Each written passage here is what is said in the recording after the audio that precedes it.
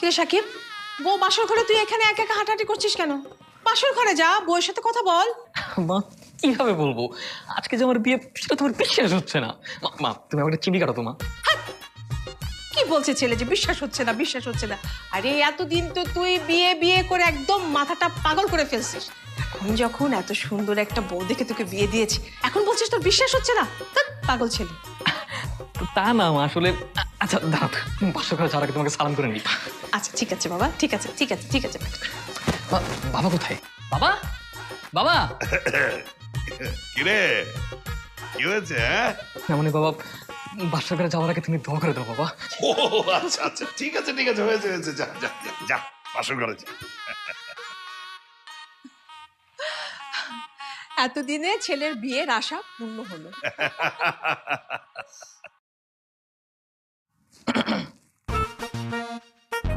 মা আমি কি দেখতেছি? কি হলো? মানে কেমনে কি? কি কেমনে কি? আমার বউ এত সুন্দর কেন? আমি তোমার বাবার কাছে একটা মেয়ে চাইছিলাম বিয়ে করার জন্য। এত মেয়ে না, এত আসমানের পরী। এভাবে বলবেন না, আমার লজ্জা লাগে। আমার বউ তো দেব লজ্জাও পায়।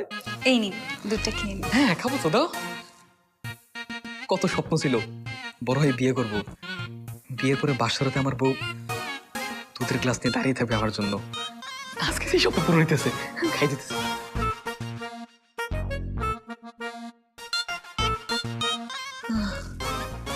আমার বউ, বউ, ও বউ, বউ,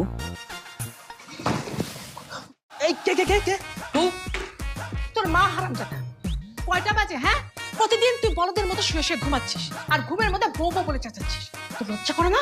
না লজ্জা করে না, লজ্জা তো তোমাদের করার কথা। বিয়ের বয়সে একটা ছেলেকে বিয়ে না দিয়ে সমাজে মুখ দেখাও কি করে? ছেলেটা বিয়ের বয়স হয়ে গেছে তা নিয়ে তাদের কোনো মাথা ব্যথা নেই। সুন্দর একটা মেয়ে এনে বিয়ে দিতেও তো পারো। তোর মতো বাউন্ডারি ছেলের সাথে কে মেয়ে বিয়ে দিবে হ্যাঁ? প্রতিদিন মহল্লার মধ্যে তুই টো টো করে